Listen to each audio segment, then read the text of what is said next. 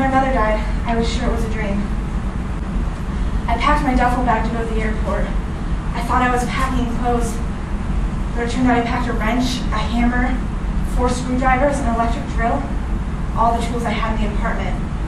I must have known what kind of help I needed, but I sure was sorry I didn't bring any clean underpants. The day she died, hundreds and hundreds of people flooded the house. I went into the study and looked out the window. I was looking for someone I liked, someone I could talk to about her. I had known these people all my life, and yet I didn't recognize any of them. I picked out 2 or 3 people because of their hair or their eyes. One woman because of the way she held her pocketbook in front of her, close.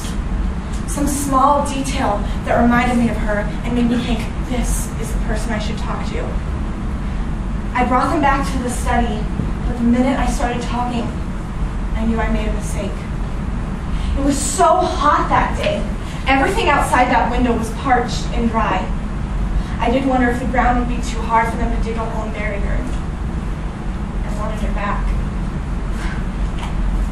I decided to write the eulogy, a nice one that she'd like her friends to hear.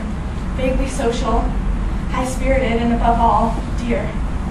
Everybody said I was the one to do it. Nobody could tell a story like me. Everybody said, Mother would want you to talk, to say goodbye to her. I sat up an entire night and could not come up with one thing to say.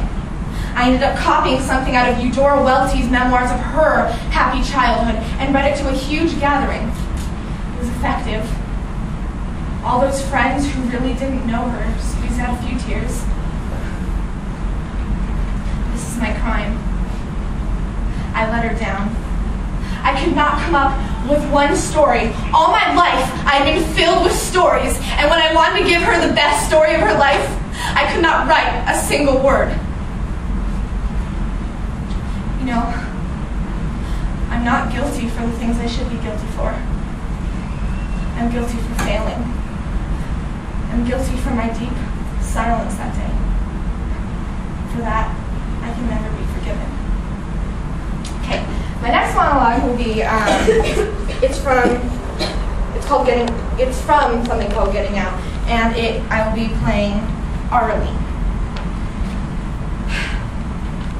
So there's this kid, you see, this creepy little rascal next door, had glasses and something wrong with his foot, I don't know, 7 maybe.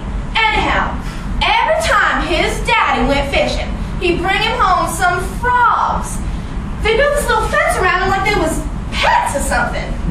And we try and go over and see him, and he just starts screaming to his mother to get us out of there, real snotty-like.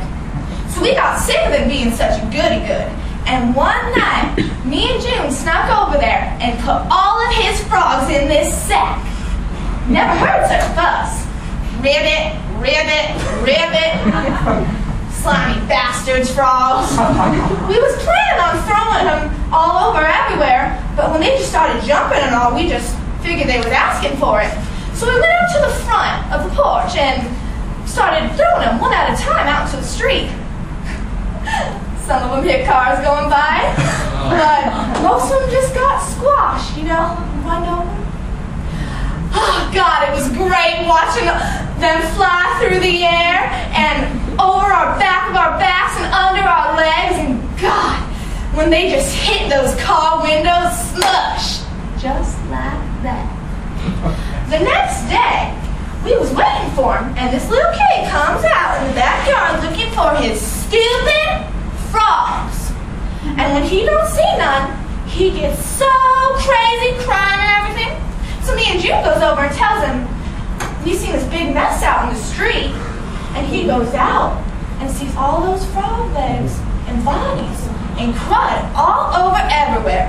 It was so funny. We about killed ourselves laughing.